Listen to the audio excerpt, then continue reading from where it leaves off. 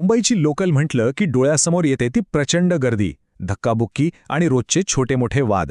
हे सगळं आपल्या अंगवळणी पडलं आहे. पण कधीकधी एखादा क्षुल्लक वाटणारा वाद इतका टोकाला जातो की तो कोणाचा तरी जीव घेऊ शकतो. आज आपण मालाड स्टेशनवर घडलेल्या अशाच एका घटनेबद्दल बोलणार आहोत, जिथे एका सामान्य प्रवासाचा शेवट एका भयंकर शोकांतिकेत झाला. आधी कोण उतरणार हा प्रश्न ऐकायला किती साधा वाटतो नाही का, पण याच एका प्रश्नावरून मुंबईच्या गर्दीच्या लोकलमध्ये एका माणसाचा जीव गेला. हे नेमकं कसं घडलं आणि यामागे नक्की काय कारणं होती, चला तेच आता आपण सविस्तर पाहूया. तर मग बघूया त्या काही जीवघेण्या मिनिटांमध्ये नेमकं काय काय घडलं.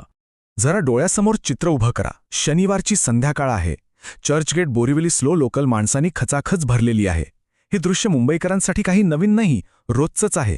पण त्या दिवशी याच गर्दीत असं काहीतरी घडणार होतं, ज्याची कोणी कल्पनाही केली नसेल. इथे आपल्याला कळेल की सगळं किती वेगाने घडलं, फक्त 4 मिनिटात. बघा, संध्याकाळी 5:40 प्राध्यापक आलोक सिंग उतरण्याच्या तयारीत होते. पुढच्याच मिनिटाला 5:41 आधी कोण उतरणार यावरून वाद सुरू झाला. 5:42 त्या वादाचं रूपांतर हाळामारीत झालं आणि अवघ्या पुढच्याच मिनिटाला 5:43 वाजता प्राध्यापक सिंग यांच्यावर चाकूने हल्ला झाला. ट्रेन स्टेशनवर थांबताच हल्लेखोर गर्दीत गायब झाला आणि प्राध्यापक सिंग रक्ताच्या थारोळ्यात प्लॅटफॉर्मवर कोसळले. प्लॅटफॉर्मवर प्रचंड गर्दी होती, पण कोणी काही मदत करण्याच्या आतच खूप उशीर झाला होता. रक्तस्राव इतका जास्त होता की हॉस्पिटलमध्ये पोहोचण्याआधीच प्राध्यापक सिंग यांनी आपला जीव गमावला होता. हल्ला तर झाला, पण हल्लेखोर कुठे होता? आता कथा पोलिसांच्या तपासाकडे वळते, जिथे त्यांच्याकडे आरोपीला पकडण्यासाठी फार कमी वेळ होता. इथे पोलिसांच्या हुशारीला दाद द्यावी लागेल. त्यांनी आरोपीला पकडण्यासाठी त्याच्याच रोजच्या सवयींचा वापर केला. सगळ्यात आधी त्यांनी स्टेशनवरचे सगळे सीसीटीव्ही फुटेज तपासले. त्यातून त्यांना आरोपीचा रोजचा प्रवास मार्ग समजला. याच माहितीच्या आधारावर त्यांनी मालाड स्टेशनवर सापळा रचला आणि दुसऱ्याच दिवशी सकाळी आरोपी त्यांच्या जाळ्यात अगदी सहज अडकला. आणि आश्चर्याची गोष्ट म्हणजे पोलिसांनी हे सगळं केलं फक्त 12 तासांत. अवघ्या 12 तासांच्या आत संशयित त्यांच्या ताब्यात होता. ह्या वेगवान शोध मोहिमेचा इथे शेवट झाला. आरोपी तर सापडला होता, पण प्रश्न हा होता की हे दोघे होते तरी कोण? एक प्राध्यापक आणि एक सामान्य प्रवासी. त्यांची आयुष्य एका क्षणात अशी कशी एकमेकांशी जोडली गेली? चला पाहूया. इथे आपल्याला 2 पूर्णपणे वेगळी आयुष्य दिसतात. एकीकडे 31 वर्षांचे प्राध्यापक आलोक सिंग, गणितासारखा विषय शिकवणारे, शांत आणि संयमी स्वभावाचे.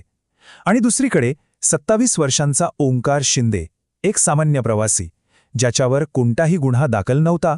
मग असं काय घडलं की या 2 सामान्य माणसांमध्ये इतका टोकाचा वाद झाला? प्राध्यापक आलोक सिंग ते फक्त एक प्राध्यापक नव्हते, ते एक पती होते, एक मुलगा होते. त्यांचे वडील देशाची सेवा करणारे कमांडो होते. त्यांचं स्वतःचे कुटुंब होतं. पत्नीसोबत नवीन आयुष्याची सुरुवात झाली होती. लग्नाला फक्त 2च वर्ष झाली होती. एका क्षुल्लक वादाने हे सगळं एका क्षणात संपवलं. अटक झाली होती, पण सर्वात कठीण प्रश्न अजूनही अनुत्तरित होता. हे का घडलं? यामागे हेतू काय होता? पोलिसांच्या मते हा गुन्हा अचानक आलेल्या रागातून घडला होता. म्हणजे सोप्या भाषेत सांगायचं तर आरोपीने हत्येचा कोणताही प्लॅन केला नव्हता. दोघांमध्ये काही जुनं वैरही नव्हतं. फक्त त्या क्षणी राग इतका अनावर झाला की त्यातून ही भयंकर घटना घडली. पण खरंच एक क्षुल्लक वाद हेच एकमेव कारण असू शकतं का, की यामागे अजून काहीतरी दडलेलं आहे? कारण अचानक आलेला राग हे उत्तर जरा अपुरं वाटतं. अनेक प्रश्न अजूनही बाकी आहेत. तो चाकू आला कुठून? हे दोघे एकमेकांना आधीपासून ओळखत होते का? कारण ते एकाच परिसरात राहत होते. आणि सगळ्यात मोठा प्रश्न, एक सामान्य प्रवासी रोज आपल्यासोबत चाकू का बाळगत होता? आणि इथेच प्रकरण आणखी गुंतागुंतीचं होतंय. आरोपीचं म्हणणं आहे की त्याने तो चाकू फेकून दिला. याचा अर्थ या केसमधला सर्वात महत्त्वाचा पुरावाच गायब आहे. त्यामुळे हा हल्ला रागाच्या भरात झाला की पूर्वनियोजित होता, हे सिद्ध करणं आता खूपच कठीण झालंय. ह्या सगळ्या तपासाच्या पलीकडे एक कुटुंब आहे, ज्यांचं आयुष्य ह्या एका घटनेमुळे कायमचं बदलून गेलं. ह्या घटनेचा त्यांच्यावर आणि समाजावर काय परिणाम झाला ते पाहूया. आलोक सिंग यांच्या कुटुंबाचं दुःख त्यांच्याच शब्दात ऐका. तो कधीच कोणाशी वाद घालत नसे. गर्दीत चाकू घेऊन कोणी इतक्या सहजतेने कसं पळून जाऊ शकतं? आम्हाला न्याय हवा आहे.